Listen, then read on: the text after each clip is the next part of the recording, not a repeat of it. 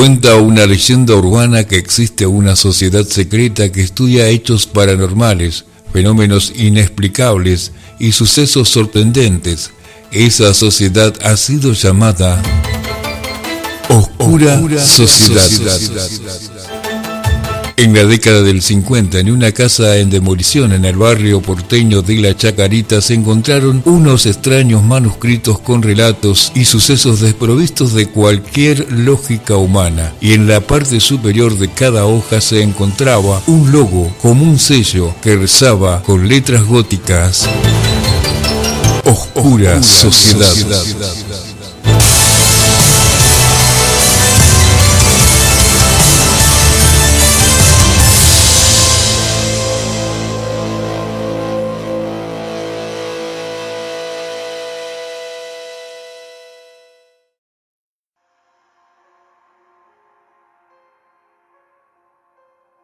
La operación. Todas aquellas almas mezquinas que nunca se atrevieron a la contemplación directa de la belleza se encuentran inexorablemente arrastradas a la desesperación. ¿O es que acaso no es en extremo precario el equilibrio que las mantiene entre el deseo y la destrucción? Por eso, la belleza de la muchacha turbaba a su verdugo tanto como le exasperaba la posibilidad de poseerla. Con delicada hazaña pasó la hoja del bisturí sobre la piel rozándola apenas. Al hacerlo, sintió la euforia de un patinador sobre hielo que acabara de realizar una graciosa pirueta. El vientre desnudo de la muchacha se ofrecía a sus manos de cirujano como un fruto prohibido. Luego posó sus dedos enguantados sobre la tentación del pubis y el ombligo y no pudo evitar un hondo estremecimiento. Era la adolescente más hermosa que había tocado en su vida.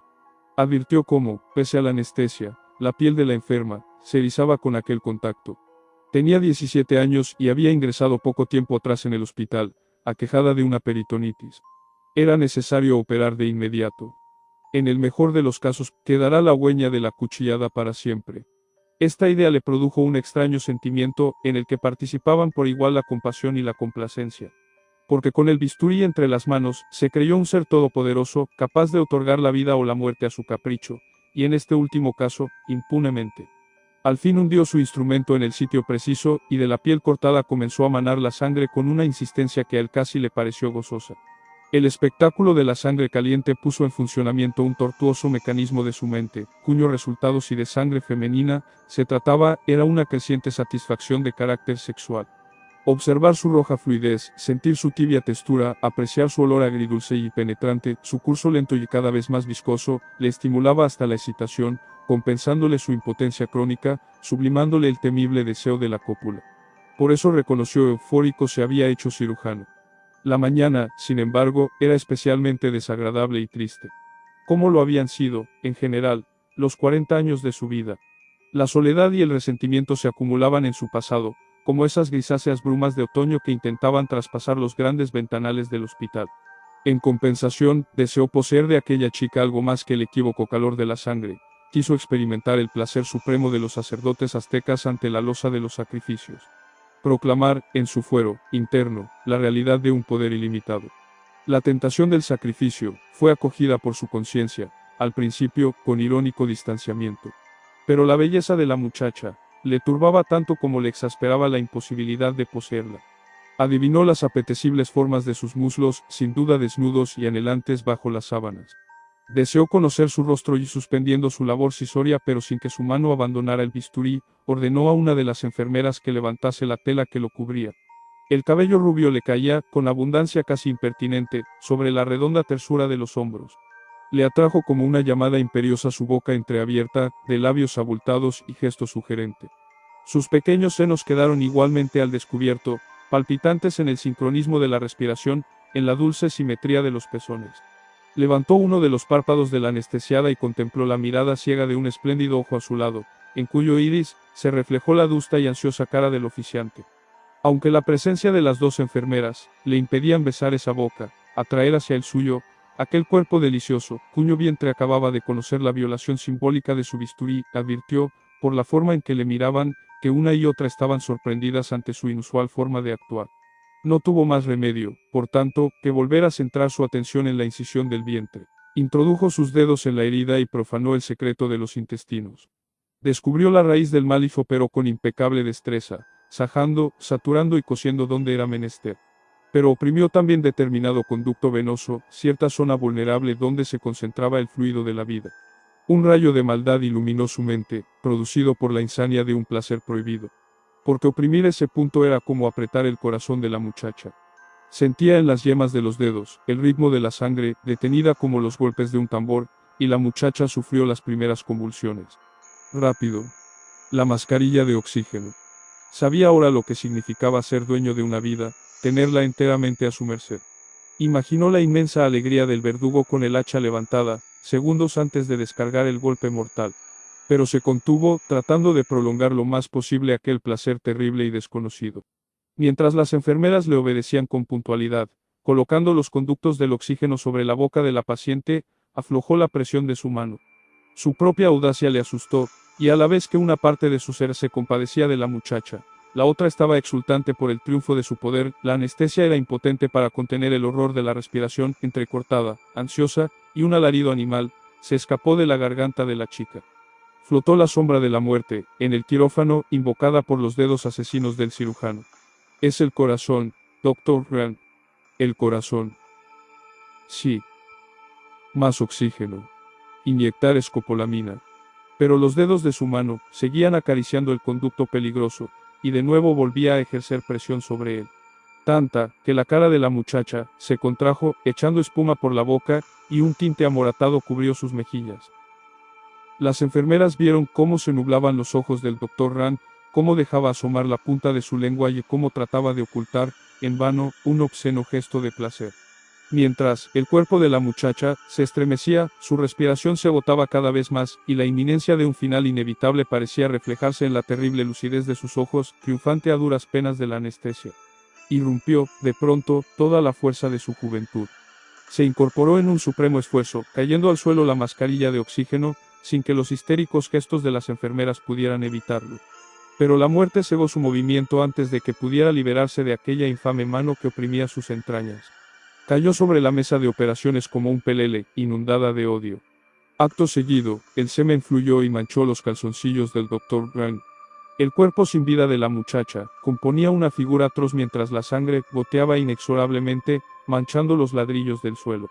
Una última lágrima, producto tal vez de la desesperación póstuma, rodaba por su mejilla, hasta sumirse en la magnificencia del cabello. Los brazos tensos, las manos agarrotadas, caían a ambos lados de la mesa, señalando en un imposible gesto acusatorio el charco de sangre cada vez mayor que se iba formando en el suelo.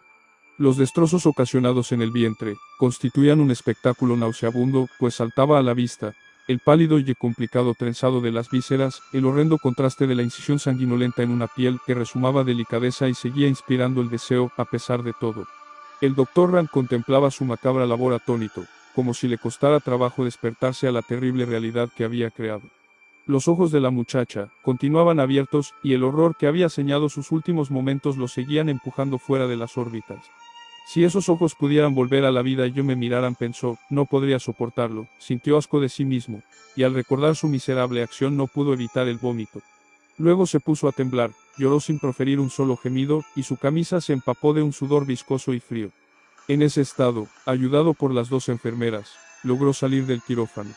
Regresó a su casa más temprano que de costumbre, agobiado por el peso de su conciencia, deseando dar cuanto le quedase de vida a cambio de poder borrar de su pasado lo sucedido por la mañana.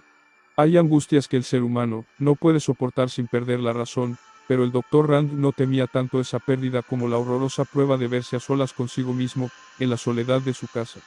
Pese a lo cual había traspasado la puerta de su apartado chalet una hora antes de lo acostumbrado, harto de vagar con su culpa a cuestas por las heladas calles de la ciudad.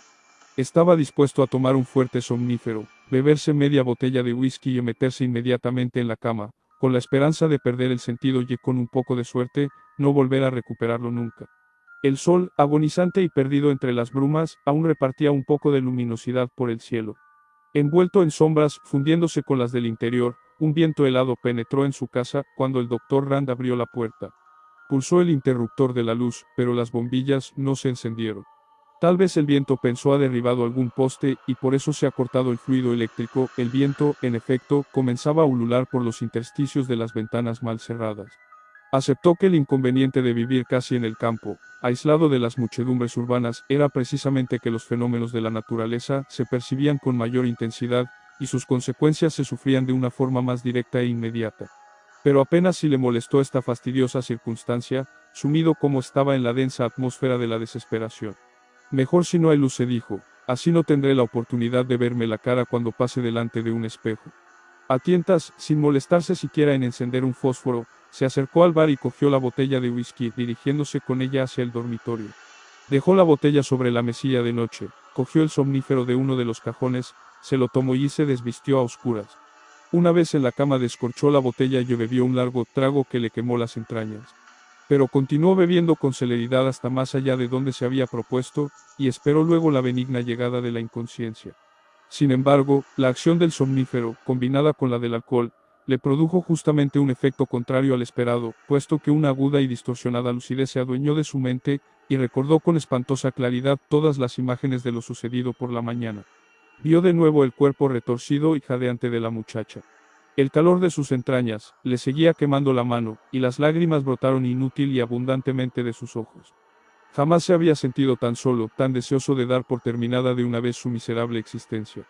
El viento bramaba en los cristales, mientras la noche extendía por todas partes su negro poderío. El silencio comenzó a poblarse de susurros sigilosos, apenas audibles cuando el viento cesaba momentáneamente en su furia. Un calor nauseabundo, procedente del alcohol acumulado con exceso en el estómago, le anegó el cerebro, sin perder por ello la conciencia de sí, del mundo circundante y de los espantosos recuerdos de la mañana. Creyó percibir cómo se abría lentamente, tal vez empujada por una mano invisible, la puerta de su dormitorio. Se incorporó sobresaltado, logrando reprimir un grito. Dedujo, en plena oscuridad, que era eso lo que estaba ocurriendo, habida cuenta del gruñido característico de las bisagras, de ese ruido familiar que ahora, sin embargo, le tenía paralizado.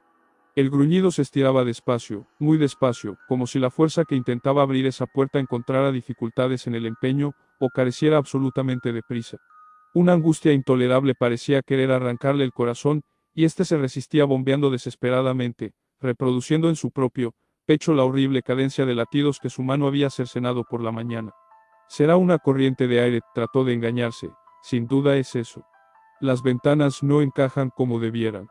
Pero el lento chirriar de las bisagras era demasiado lento, demasiado persistente y prolongado como para atribuirlo a una causa tan inocente. De pronto, un pavor irresistible se apoderó de su respiración, suspendiéndola, estaba viendo los dedos de una mano fosforescente, pálida como el papel, empujar la puerta. Y entonces ya no pudo reprimir el grito que pugnaba por escapársele de las entrañas, desde hacía largos minutos. Durante un segundo, su cerebro chisporroteó, espoleado por el terror, con mil ideas contradictorias. Quería levantarse rápidamente y cerrar la puerta, antes de que se abriera por completo, dejando ver la figura que la empujaba, quería extender el brazo izquierdo y encender la luz de la mesilla de noche, quería esconderse debajo de la cama, quería el poder de atravesar las paredes y lograr escapar de esta forma, quería que su tamaño se redujese hasta el punto de hacerse inencontrable, quería. Pero lo cierto es que su cuerpo se negaba a obedecerle, que permanecía inmóvil sobre el lecho, que comunicaba a la cama las vibraciones de su temblor irreprimible, que su esfínter se había aflojado, que había desaparecido la tensión de la vejiga, y que el alma quería escapársele, aterrorizado, por todos los poros de su cuerpo. La puerta, empujada por aquella mano inconcebible, continuaba lentamente su recorrido. El doctor Rand no veía otra cosa que el halo fosforescente de unos dedos, acercándose cada vez más. Pero al fin la puerta se abrió del todo, y la figura abominable de una pesadilla se mostró a sus ojos. Algo como una leve gasa negra semiocultaba la increíble fosforescencia de un cuerpo femenino desnudo, apenas esbozado entre las sombras, que portaba en la mano izquierda un bisturí.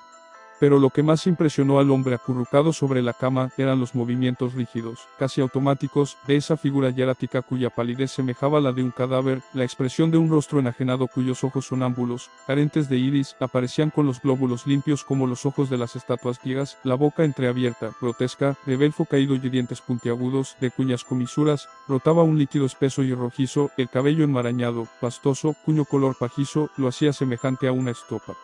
Escuchó un sonido gutural, inarticulado, mientras la figura, ya traspuesta del todo la puerta, señalaba a su vientre con la mano derecha. El doctor Rand observó entonces la existencia de una cicatriz sanguinolenta, y el miedo congeló la médula de sus huesos. Incapaz de reaccionar, fue testigo del lento avance de la figura, cuyo bisturí expandía un brillo siniestro. Algo cayó entonces sobre su cabeza, ocultándole la visión e impidiéndole todo movimiento. Los últimos resortes del instinto le hicieron gritar de nuevo, con la desesperación atenazándole la garganta. Sus gritos se transformaron en aullidos cuando sintió la presencia de un cuerpo aplastándose contra el suyo, de una respiración afanosa junto a su cara cubierta por la sábana, que no le dejaba moverse, de unas manos que aferraban tenazmente sus muñecas. Pero sus aullidos no le impidieron escuchar una voz femenina, proferida con tranquila furia. «Cerdo». Luego sintió la espantosa caricia del bisturí adentrándose en su vientre.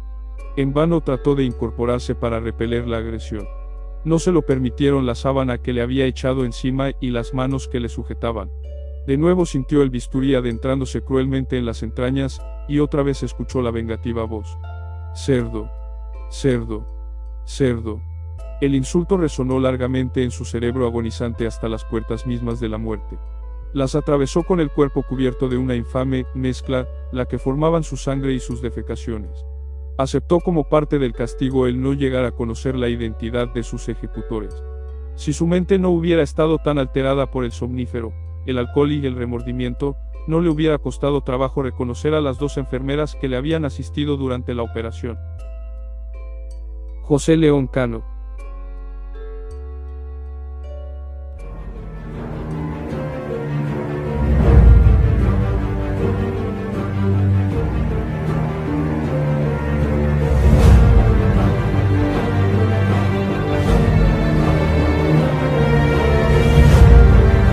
No trates de buscarlos, no trates de contactarlos. Cuando estés listo, ellos te encontrarán. Oscura Sociedad.